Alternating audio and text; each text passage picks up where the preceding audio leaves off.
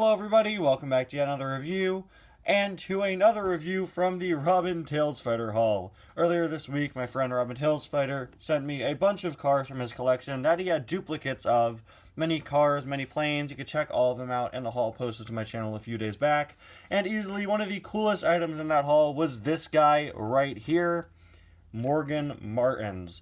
Now, while the haul was primarily planes diecasts, Morgan was one of the few guys from Cars, and he's one that I'm very excited to have in my collection, as he was actually a super chase back in 2017. Robin picked up two of him back in the day, and now he sent one of them to me, since he didn't really know what to do with a second Morgan Martins. It's not like he was going to repaint him. You wouldn't want to repaint a super chase, right?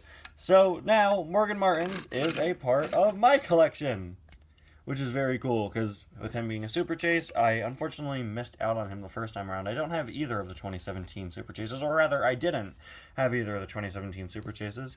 Now I have him and not Crazy 8 Francis Beltline, but who really cares about that one, right?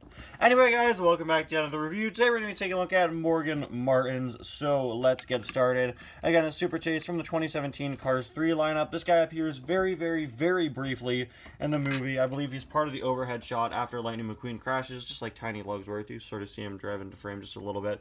Not clearly, and just barely. The scene cuts off before you get a good look at him. But yeah, he of course is a race division ambulance, which is pretty cool. We've gotten a few different ambulances in the Cars diecast line. We got the Rescue Squad ambulance and Dr. Damage, obviously, and he stands out as the only Rescue Squad, Rescue Race Division ambulance. Rescue Squad ambulance is just a regular ambulance. He is a Race Division Rescue ambulance, which is pretty cool. Of course, it means you're probably not going to see him in my series anytime soon. He's not really a traditional ambulance. He is just specifically part of Race Division 17. The Race Division 17 logo shows up all over him. You'll see it all the time on him. And that is the same Race Division that Tiny Lugsworth, also appearing in Cars 3, is part of. He also has Race Division 17 logos all over him. I really like the white and blue color scheme. It looks really nice on him, really sleek, and also different from a typical ambulance, which would typically be, red and white, right? So the white and blue really makes him stand out as not a typical ambulance. And it also has this really nice modern design. This really looks like, I think, a real ambulance you would see nowadays, just with some additional logos on him to show the fact that he is part of the Piston Cup staff. Yeah, I really like the white and blue color scheme. The sort of modern Piston Cup worker color scheme we see on cars like Pat Traxon, Chris Rostovsky. I hope we get some more Cars 3 Piston Cup staff someday, since there are some other ones that appear throughout the movie. Race Division 17, 17 Rescue Race Division. You'd see another Race Division logo there. This nice blue stripe, which carries over all the way across Morgan, starting and ending at his two headlights. Really nice touch there. I also quite like his expression. It's very calm. I like that he has gray eyelids, so you could actually see his eyelids, because of course he's painted all white. By the time of Cars 3, they started giving cars that were painted white very light gray eyelids, so you could see them. Same is true for the Cars 3 Apple car design. Rescue Race Division, really nice mold. In case you were wondering, only the front here is metal. The rest is all plastic. I really like that he has sort of a foot plate here for somebody to step on and into him. Obviously, there are no people in the Cars universe to do that, but still, it's a nice, realistic detail. Another realistic detail I love about this is the fact that it's the size of a car.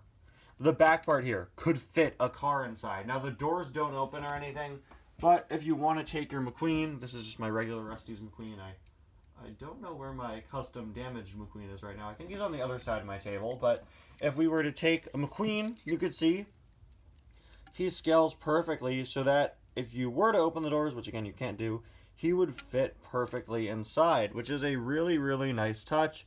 Just a nice additional detail they added for Morgan here, which makes him realistic. It's just a really nice scaling detail. The same is true for any car of the Piston Cup Racer molds. Bobby could fit in there.